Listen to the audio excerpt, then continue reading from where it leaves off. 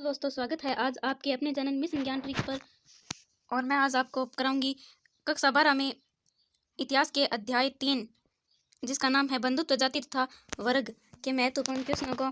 चलो हम स्टार्ट करते हैं अपने क्वेश्चनों को। हमारा पहला क्वेश्चन है महाभारत के समालोचनात्मक संस्करण तैयार करने में कितना समय लगा। ए है 45 वर्ष, ब है 46, स है 47 और द है 48। तो महाभारत के समालोचना संस्करण को तैयार करने में 47 वर्ष का समय लगा। हमारा स क्वेश्चन सही हो जाएगा 47 वर्ष। ठीक है। और अगला हमारा देखिए दूसरा है कौरव और पांडव किस वंश से संबंधित थे। ए है गुप्त वंश, ब है सातवाहन वंश, स है शुंग वंश और द है कुरु वंश। तो कौरव और पांडव कुरु वंश से कौन से वंश से कुरु वंश से संबंधित थे। हमारा द क्वेश्चन सही हो जाएगा कुरु वंश। ठीक है। और तीसरा क्वेश्चन है हमारा महाभारत की मूल भाषा कौन सी है। तो दोस्तों आपको ज्ञात होगा कि महाभारत की मूल भाषा है संस्कृत। तो हमारा सही आंसर सही हो जाएगा संस्कृत भाषा महाभारत की मूल भाषा है। ठीक है। अगला हमारा चौथा क्वेश्चन देखिए चांडालों के कर्तव्य की सूची किस ग्रंथ में मिलती है। ए है रामायण, ब है मनुस्मृति, स है ऋग्वेद और द है संगम वंश। तो चांडालों के कर्तव्य की सूची मनुस्मृति में मिलती है। ब आंसर सही हो जाएगा मनुस्मृति। ठीक है दोस्तों। अगला हमारा क्वेश्चन देखते हैं हम किस राजवंश के राजाओं को उनके मातृ नाम से चिन्हित किया जाता था। तो सातवाहन वंश के राजाओं को उनके मातृ नाम से चिन्हित किया जाता था। ए आंसर सही हो जाएगा सातवाहन। ठीक है। और अगला हमारा छठा क्वेश्चन है सातवाहन कुल के किस प्रसिद्ध शासक ने स्वयं को अनूठा ब्राह्मण और साथ ही क्षत्रियों के द्रव्य को हनन करने वाला बताया। ए है विशिष्ट पुत्र श्री पुलुमाई, ब है गौतमी पुत्र श्री सातकर्णी और स है गौतमी पुत्र श्री विजय सातकर्णी और द है समुद्रगुप्त। हमारा ब आंसर से हो जाएगा गौतमी पुत्र सातकर्णी ने अपने आप को अनूठा ब्राह्मण और क्षत्रियों के द्रव्य को हनन करने वाला बताया। ठीक है। हम अपने अगले क्वेश्चन की ओर बढ़ते हैं दोस्त। हमारे अगले क्वेश्चन 7 को देखिए दोस्तों। क्या संस्कृत ग्रंथों में शब्द का प्रयोग परिवार के लिए और का बांधों के बड़े समूह के लिए होता था। तो कुल शब्द का प्रयोग परिवार के लिए और जाति शब्द का प्रयोग बांधों के बड़े समूह के लिए होता था। ठीक है दोस्तों। अब हमारे अति लघुरात्मक प्रश्नों को हम देखते हैं। हमारा पहला क्वेश्चन है महाभारत का समालोचनात्मक संस्करण तैयार करने का कार्य कब हुआ, किसके नेतृत्व में प्रारंभ हुआ। ठीक है। तो महाभारत का समालोचनात्मक संस्करण तैयार करने का कार्य 1999 में प्रसिद्ध संस्कृत विद्वान V.S. सुक्थांकर के नेतृत्व में महाभारत का समालोचन संस्करण तैयार करने की परियोजना को शुरुआत हुई। ठीक है। अगला हमारा दूसरा क्वेश्चन देखिए दोस्तों। महाभारत का युद्ध किन दो दलों के मध्य हुआ। महाभारत का युद्ध कुरु जनपद के कुरु वंश से संबंधित दो दलों के मध्य कौरव और पांडवों के बीच भूमि और सत्ता को लेकर हुआ था। यानी कि भूमि और सत्ता प्राप्ति को लेकर हुआ था कौरव और पांडवों के बीच। ठीक है। और हमारा अगला क्वेश्चन देखिए महाभारत की मुख्य कथा किन के मध्य हुए युद्ध का चित्रण करती है।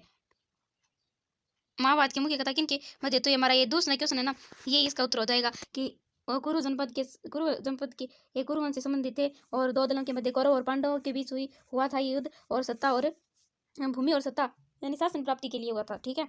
अगला हमारा क्वेश्चन देखिए, चौथे क्वेश्चन को देखिए दोस्तों।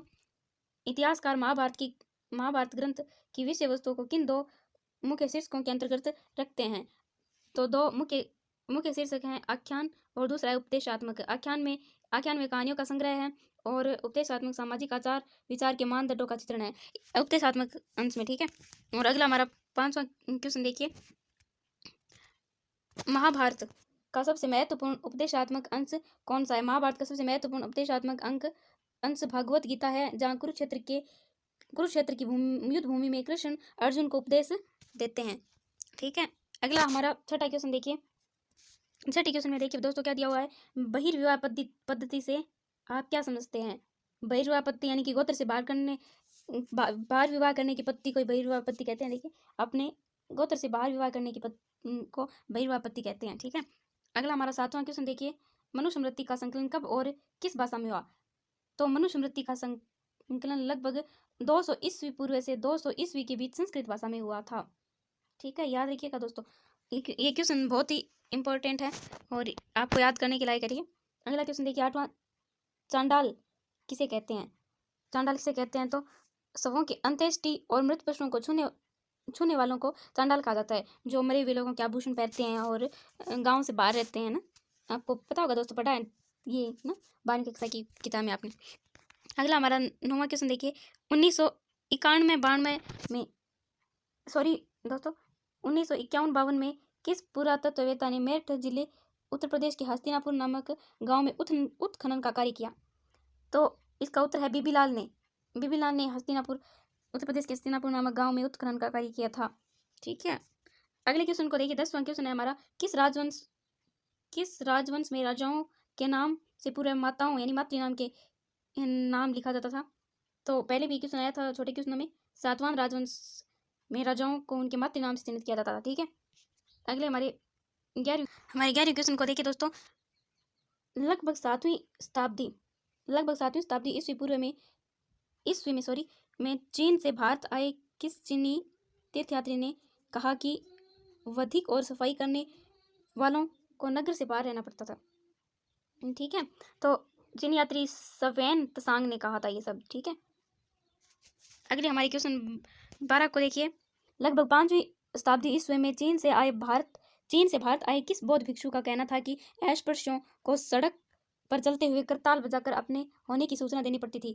तो चीनी यात्री फासियन ने, इसका दूसरा नाम फायान भी है। ठीक है, अगले हमारे 13वें क्वेश्चन को देखिए, महाभारत की सबसे चुनौतीपूर्ण उपकथा कौन सी है? तो महाभारत की सबसे चुनौतीपूर्ण उपकथा कौन सी है? द्रौपदी से पांडवों की विवाह की है। ठीक है, अगला देखिए 14वां क्वेश्चन। अगले 14वें क्वेश्चन को देखिए, स्त्रीधन को परिभाषित कीजिए। विवाह के समय मिले उपहारों पर स्त्रियों का स्वामित्व माना जाता है, इसे स्त्रीधन कहा जाता है। यानी जब स्त्रियों का विवाह होता है तब वो आभूषण और जो भी गिफ्ट वगैरह मिलते हैं ना, उन पर स्त्रियों का स्वामित्व होता है, उसे स्त्रीधन कहा जाता है। ठीक है, अगले 15वें क्वेश्चन को देखिए, स्वयं को अनूठा ब्राह्मण और क्षत्रियों के द्रव्य को हनन करने वाला किस शासक ने बताया और वह किस राजवंश से संबंधित था? ये क्वेश्चन पहले भी आया था ना, सातवाहन के सबसे प्रसिद्ध शासक गौतमीपुत्र श्री शातकर्णी ने। ठीक है, स्वयं को अनूठा ब्राह्मण और क्षत्रियों का हनन करने वाला बताया। ठीक है, और अगले 16वें क्वेश्चन को देखिए, लगभग 2री शताब्दी ईस्वी पूर्व में सुदर्शन सरोवर का जीर्णोद्धार किस शक शासक ने करवाया? तो इसका उत्तर हो जाएगा शक शासक रुद्रदामन ने। ठीक है, हम अपने अगले क्वेश्चन हमारे 17वें क्वेश्चन को देखिए दोस्तों, किस सातवाहन शासक ने यह दावा किया कि उसने 4 वर्णों के बीच विवाह संबंध होने पर रोक लगाई? तो इसका उत्तर हो जाएगा गौतमीपुत्र श्री शातकर्णी ने। ठीक है, और अगले क्वेश्चन को देखिए 18वें को, शास्त्रों के अनुसार 4 वर्णों में से किस वर्ण का व्यक्ति ही राजा बन सकता है? तो क्षत्रिय वर्ण का व्यक्ति ही राजा हो सकता है शास्त्रों के अनुसार। ठीक है, और अगले हमारे 19वें क्वेश्चन को देखिए, लगभग 5वीं शताब्दी ईस्वी के किस अभिलेख से रेशम बुनकरों की एक श्रेणी का वर्णन मिलता है? तो मंदसौर जो कि कहाँ पर है, मध्य प्रदेश में है। अभिलेख से पता चलता है कि रेशम बुनकरों की एक श्रेणी का वर्णन मिलता है उसमें। ठीक है, और अगले हमारे 20वें क्वेश्चन को देखिए, ब्राह्मणों द्वारा स्थापित देव व्यवस्था में वर्ण कौन कौन से थे? 4 वर्ण थे, ब्राह्मण, क्षत्रिय, वैश्य और शूद्र। ठीक है, आपको पता होगा वर्ण तो 4 ही मान जाते हैं। ठीक है, अगले हमारे लघुरात्मक प्रश्नों में देखिए, अगले हमारे लघुरात्मक के प्रश्न आगे, उसमें पहला क्वेश्चन देखिए, बहिर्विवाह आपत्ति और अंतर्विवाह आपत्ति से किस प्रकार भिन्न है? बहिर्विवाह आपत्ति अंतर्विवाह आपत्ति से किस प्रकार भिन्न है? तो अपने गोत्र से बाहर विवाह करने को बहिर्विवाह आपत्ति कहते हैं, जबकि अंतर्विवाह आपत्ति में वैवाहिक संबंध अपने ही कुल गोत्र में स्थापित होते हैं। ठीक है, अगले क्वेश्चन को देखिए, दूसरे क्वेश्चन को, बहिर्विवाह आपत्ति की कोई 2 विशेषताएं बताइए। पहली है अपने गोत्र से बाहर विवाह करने को बहिर्विवाह आपत्ति कहते हैं, और दूसरी है इस विवाह आपत्ति में कन्यादान अर्थात विवाह में कन्या की भेंट को पिता का महत्वपूर्ण धार्मिक कर्तव्य माना गया है। और अगले हमारे तीसरे क्वेश्चन की ओर बढ़ते हैं हम। देखिए दोस्तों, हमारा तीसरा क्वेश्चन देखिए दोस्तों, धर्मसूत्र एवं धर्मशास्त्र विवाह है कि कितने प्रकारों को अपनी स्वीकृति देते हैं? इनमें से कौन से विवाह उत्तम तथा कौन से विवाह निंदित माने गए हैं? तो धर्मसूत्र और धर्मशास्त्र विवाह के 8 प्रकार को स्वीकृति प्रदान करते हैं, और प्रथम 4 उत्तम माने गए हैं तथा अंतिम 4 निंदित माने गए हैं। ठीक है, अगले हमारे चौथे क्वेश्चन को देखिए, गोत्र व्यवस्था को समझाइए। 1000 ईस्वी पूर्व के लगभग गोत्र प्रणाली प्रचलन में आई। 1000 ईस्वी पूर्व के लगभग ईस्वी पूर्व में ये गोत्र प्रणाली का प्रचलन में आई, और इसमें लोगों को वैदिक ऋषियों के नाम पर अलग अलग गोत्रों में बांटा गया। ठीक है, गोत्र प्रणाली गोत्रों के 2 नियम महत्वपूर्ण थे। पहला, विवाह के पश्चात स्त्रियों को पिता के स्थान पर पति के गोत्र को माना जाता था, और दूसरा था एक ही गोत्र के सदस्य आपस में विवाह संबंध नहीं रख सकते थे, यानी बहिर्विवाह आपत्ति। ठीक है। और अगला 5वां क्वेश्चन देखिए हमारा, गोत्र प्रणाली के 2 नियमों का उल्लेख कीजिए। प्रश्न संख्या, तो गोत्र प्रणाली के यही 2 महत्वपूर्ण नियम हो जाएंगे। ये दिए हैं। पहला, विवाह के पश्चात स्त्रियों को पिता के स्थान पर पति के गोत्र का माना जाता था और एक ही गोत्र के सदस्य आपस में विवाह संबंध नहीं कर सकते थे। ठीक है, 5वां क्वेश्चन का ये उत्तर हो जाएगा। ठीक है, अगले हमारे 6ठे क्वेश्चन की ओर बढ़ते हैं हम। क्या विवाह के समय गोत्र नियमों का पालन अनिवार्य होता था? विवाह के समय गोत्र नियमों का पालन अनिवार्य होता था? तो इसका उत्तर है नहीं। उदाहरण, सातवां राजाओं ने गोत्र प्रणाली के नियमों का पालन नहीं किया, है ना। सातवां राजाओं को उनके मातृ नाम से जाना जाता था और सातवां राजाओं की रानी ने विवाह के बाद भी अपने पिता के गोत्रों को कायम रखते हुए अपने पति के कुल के गोत्र को ग्रहण नहीं किया। ठीक है, और इसका ये लास्ट देखिए, सातवां राजाओं की कुछ रानियां एक ही गोत्र से होती थी, यानी अंतर्विवाह हुआ था। ठीक है, अगला 7वां क्वेश्चन देखिए हमारा, महाभारत काल में वर्ण व्यवस्था के नियमों का पालन करवाने के लिए ब्राह्मणों ने कौन सी नीतियां या रणनीतियां अपनाई? पहली थी वर्ण व्यवस्था को देव व्यवस्था बताया। दूसरी थी शासकों को अपने राज्य में वर्ण व्यवस्था के नियमों का पालन करवाने हेतु कहते थे। और तीसरा, लोगों को उन्होंने विश्वास दिलाया कि उनकी प्रतिष्ठा जन्म पर आधारित है। ठीक है दोस्तों, हम अगले क्वेश्चन की ओर बढ़ते हैं। हम चलिए हमारे 8वें क्वेश्चन को देखिए आगे। धर्मसूत्रों और धर्मशास्त्रों में चारों वर्णों के लिए आदर्श जीविका से जुड़े कई नियम मिलते हैं, स्पष्ट कीजिए। 4 वर्ण, उनकी आदर्श जीविका। ठीक है, ब्राह्मण, पहला ब्राह्मण है, दूसरा क्षत्रिय और तीसरा है वैश्य और चौथा है शूद्र।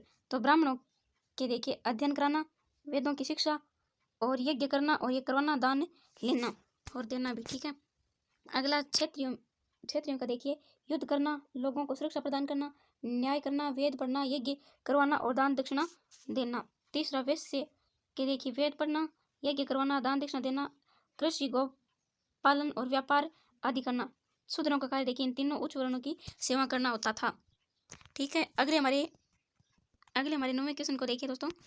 क्या आरंभिक राज्यों में शासक निश्चित रूप से क्षत्रिय ही होते थे? अथवा यह भी पूछ सकते हैं, क्या आरंभिक राज्यों में राजा क्षत्रिय कुल में जन्म लेने पर ही निर्भर करता था? तो इसका उत्तर होगा नहीं, क्योंकि क्षत्रिय होना आवश्यक नहीं था। सातवां राजा अपने आप को क्या समझते थे? ब्राह्मण मानते थे ना। पहला ये देखिए, शास्त्रों के अनुसार केवल क्षत्रिय राजा हो सकते थे, किंतु अनेक महत्वपूर्ण राजवंशों की उत्पत्ति अन्य वर्णों से भी हुई थी। जैसे मौर्य शासकों को ब्राह्मण शास्त्र निम्न कुल का मानते हैं और शुंग और कण्व शासक ब्राह्मण थे। इन उदाहरणों को देखते लगता है कि राजनीतिक सत्ता का उपयोग हर व्यक्ति कर सकता था जो समर्थन और संसाधन जुटा सके। ठीक है, अगले 10वें क्वेश्चन को देखते हैं। वर्ण और जाति में कोई 2 अंतर, वर्ण व्यवस्था और जाति व्यवस्था। देखिए, इनमें पहला अंतर है, वर्णों की संख्या 4 थी, लेकिन वर्ण मात्र 4 थे, परंतु जातियों की कोई निश्चित संख्या नहीं थी, क्योंकि जातियां अनेक प्रकार की होती थी। वर्ण व्यवस्था को देव व्यवस्था माना गया, लेकिन जाति जन्म पर आधारित व्यवस्था थी। ठीक है, अब अगला हमारा क्वेश्चन है, मनुस्मृति में चांडालों के कौन कौन से कृत्य माने गए हैं? पहला, उन्हें गांव के बाहर रहना पड़ता था। दूसरा, रात्रि में वे गांव और नगरों में चल फिर नहीं सकते थे। तीसरा, वे फेंके हुए बर्तनों का इस्तेमाल करते थे। और चौथा, मरे हुए लोगों के वस्त्र पहनते थे। 5वां, वधिक यानी जल्लाद के रूप में कार्य करते थे। अगला हमारा 12वां क्वेश्चन देखिए, चांडालों को वर्ण व्यवस्था वाले समाज में सबसे निम्न कोटि यानी निचली श्रेणी में क्यों रखा जाता था? चांडालों को शवों की अंत्येष्टि करने तथा मृत पशुओं को छूने के कारण दूषित माना जाता था तथा उनके स्पर्श को भी अपवित्र माना जाता था। इस कारण उन्हें समाज की सबसे निचली श्रेणी में रखा जाता था। ठीक है, अगले क्वेश्चन को देखिए दोस्तों, मनुस्मृति 13वां क्वेश्चन है, मनुस्मृति में पुरुषों के लिए धन अर्जित करने के कितने तरीकों का वर्णन या उल्लेख मिलता है? ठीक है, उल्लेख कीजिए। 7 तरीकों का। मनुस्मृति में पुरुषों के धन अर्जित के 7 तरीकों। पहला देखिए, विरासत, दूसरा खोज, तीसरा खरीद, चौथा विजित करके, 5वां निवेश, छठा कार्य द्वारा और 7वां सज्जनों द्वारा दी गई भेंट के रूप में। ठीक है, और अगला आ गया, मनुस्मृति में स्त्रियों के लिए धन अर्जित करने के कितने तरीकों का वर्णन है? उल्लेख कीजिए। स्त्रियों के 6 तरीकों का और पुरुषों के 7 तरीकों का। इनमें देखिए, स्त्रियों के पहला है विवाहिक अग्नि के सामने मिली भेंट, दूसरा है वधूगमन के समय मिली भेंट, और तीसरा है स्नेह के प्रतीक के रूप में प्राप्त उपहार, और चौथा है भ्राता माता पिता द्वारा दी गई उपहार, 5वां है प्रवृत्ति काल में मिली भेंट, और छठा है अनुरागी पति से प्राप्त जो भी कुछ पेंट हो। ठीक है, अगले हमारे 15वें क्वेश्चन को देखिए। इतिहासकार किसी ग्रंथ का विश्लेषण करते समय अनेक पहलुओं पर विचार करते हैं कि 2 पहलुओं का उल्लेख कीजिए। पहला है ग्रंथ की भाषा। इतिहासकार इस बात का परीक्षण करते हैं कि ग्रंथ किस भाषा में लिखा गया है। क्या ग्रंथ आम लोगों की भाषा पाली, प्राकृत, तमिल में रचित है या पुरोहितों या उच्च वर्ग द्वारा प्रयोग में लाई जाने वाली संस्कृत भाषा में। और दूसरा है ग्रंथ की विषय वस्तु।